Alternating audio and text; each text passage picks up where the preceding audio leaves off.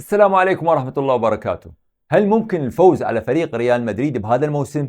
هذا السؤال كان يسأله جميع مشجعين الفرق الأوروبية، لكن بعد فوز الريال بكأس السوبر على فريق أتلانتا الإيطالي صار هذا السؤال يطرحه حتى مشجعي ريال مدريد نفسهم، لأن بصراحة ريال مدريد ظهر في هذه المباراة بمستوى خيالي ومرعب لأوروبا. فريق خارق مليان بالنجوم، وعنده خط دفاع ووسط وهجوم، وحتى حراس المرمى الاثنين على أعلى مستوى، ومدرب وكادر متوافق مع اللاعبين وحتى مع الإدارة، ومع وجود أسلوب واضح للعب على المدى الطويل. وتقريبا اللاعبين صاروا يتحركون بطريقة لا إرادية بالملعب، يعني كل الفريق صار يلعب بطريقة لا طريقة، وهذا الأسلوب يخلي مدربين الفرق الأخرى اللي تلعب ضد الريال ما تعرف شلون تفوز على الريال. لكن السؤال المهم، هل أنه هذا كافي للفوز بكل البطولات؟ وهل أنه فعلا فريق الريال لا يمكن التغلب عليه؟ خلونا نشوف. أكو ناس تقول بأنه كثرة النجوم قد تكون غير مفيدة للريال، مثل ما كان فريق الجالاكتيكوس في يوم من الأيام بالريال وما حقق أي شيء. أكيد هذول الناس أغلبهم من الفرق اللي تتمنى خسارة الريال، وأغلبهم من جمهور برشلونة طبعا. لكن خلونا نشوف بالواقع، هل ممكن هذا الموسم يكون مخيب للريال؟ طبعا أخطر منافس لريال مدريد الموسم القادم وأخطر عدو لريال مدريد هو ريال مدريد نفسه، لأن اللاعبين في الريال أخذوا كل شيء من الألقاب، وانضم لهم مبابي وأندريك. يعني ممكن لاعبين ريال مدريد يصير عندهم نوع من الاطمئنان على النتائج بالمباريات، ويصير كل لاعب ما يقدم كل ما عنده لأن يعتمد على باقي اللاعبين الآخرين، ويصير عندهم نوع من التراخي بالملعب. وهذا أخطر شيء على الريال في الموسم القادم، وهذا أصعب شيء على كارلو أنشيلوتي. والأصعب منه على المدرب هو شلون راح يحفز اللاعبين على الفوز بالبطولات، وهم كلاعبين أغلبهم حاصل على هذه البطولات لمرات عديدة. وأكو شيء آخر خطر أيضا على ريال مدريد، وهو اندفاع كل الخصوم للفوز على الريال سواء بالدوري أو دوري الأبطال أو الكأس.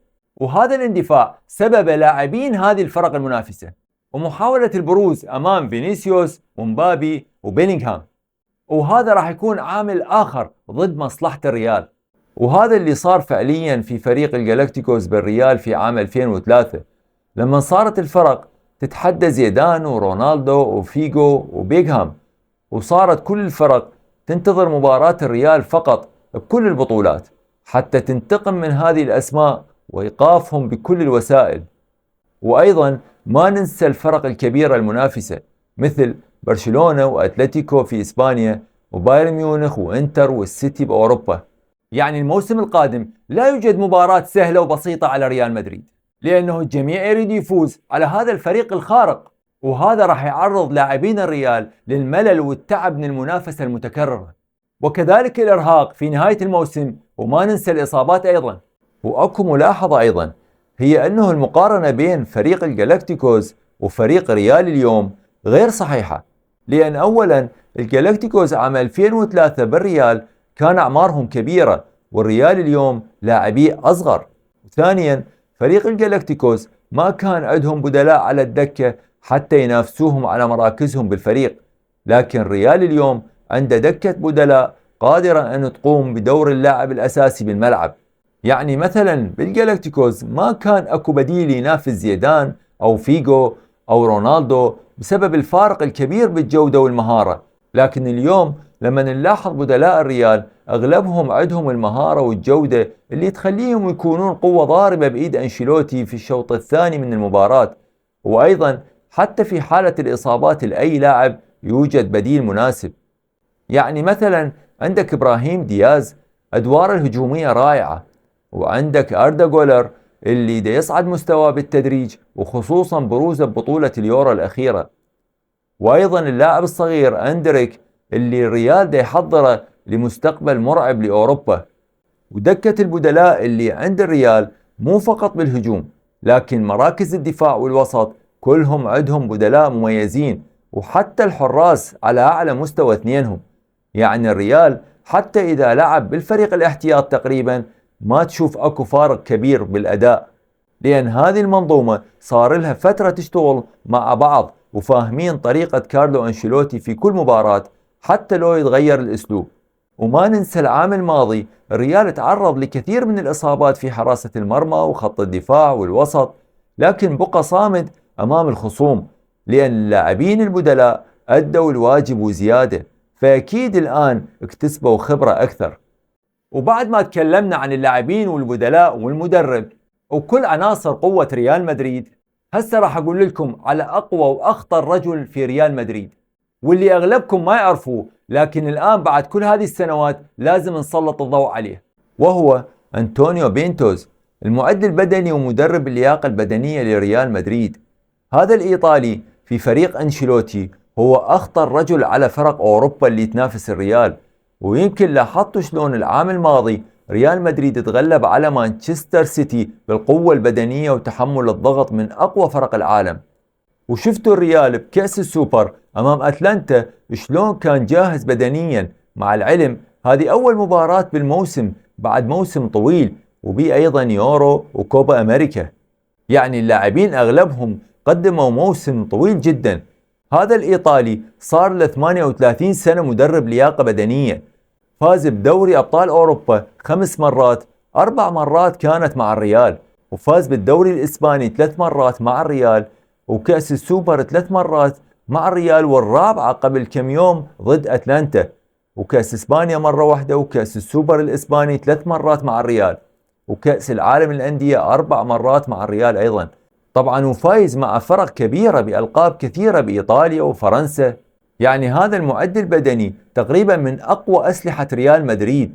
وأعتقد إذا يخيرون أنشيلوتي بين مبابي وأنطونيو بينتوز أكيد راح يختار بينتوز. وهسه خلونا نشوف منو من فرق أوروبا ممكن يوقف ريال مدريد بدوري الأبطال.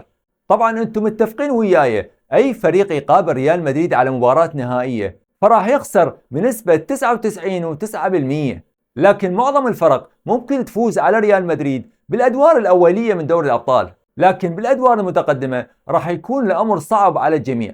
وإذا وصلت مع ريال مدريد في المباراة النهائية فما راح يكون مهم أنه أنت تلعب بشكل جيد أو غير جيد، لأنك أكيد راح تخسر بالنهائي مع ريال مدريد، وهذه صارت قاعدة ثابتة بدوري الأبطال. لكن أعتقد وبرأيي الشخصي بأنه إنتر ميلان من أقوى الفرق اللي ممكن تنافس الريال وتشكل خطر عليه بدوري الأبطال القادم، خصوصا وأنه الإنتر العام الماضي ماخذ الدوري الإيطالي بفارق 19 نقطة عن ميلان، وأيضا فريق بايرن ميونخ الألماني وفريق أرسنال الإنجليزي. وطبعا مانشستر سيتي هو صار خصم مهم للريال في الفترة الأخيرة، لكن احتمال رحيل غوارديولا عن الفريق في عام 25 قد يأثر على اللاعبين هذا الموسم. وأخيرا الخصم التقليدي للريال وهو برشلونة، هذا الفريق مع هانس فليك أكيد راح يكون مختلف هذا الموسم، وعمل الألماني مستحيل راح يبين هذا الموسم، لكن الموسم اللي بعده ممكن تبدأ ملامح برشلونة كعملاق جديد في إسبانيا وأوروبا. ومثل ما شفنا بآخر تعليق الهانس فليك اللي قال بيه يجب علينا أن نعرف نلعب بكرة وبدون كرة، وهذا الكلام لما يقوله مدرب أي فريق اعرف بأنه هذا المدرب راح يبدي من الصفر، واعرف أيضا بأنه هذا المدرب غير مقتنع بكل اللي كان يسويه برشلونة سابقا. يعني باختصار هانس فليك دا يقول للاعبين ببرشلونة راح أعلمكم شلون تلعبون كرة قدم، وهذا أكيد يحتاج إلى وقت. إذن كل هذه الفرق اللي ذكرتها ممكن تفوز على ريال مدريد في مباراة، لكنه ما تفوز عليه بالبطولات، إلا إذا الريال خسر أمام أقوى منافس إله وهو ريال مدريد نفسه. وبالنهاية كنا متحمسين للدوريات الجديدة بكل العالم، وبالتأكيد راح نستمر بتغطية المباريات المهمة والدوريات العالمية. فإذا بعدكم ما مشتركين بالقناة اشتركوا حتى لا تفوتكم الفيديوهات القادمة، ونشوفكم إن شاء الله على خير.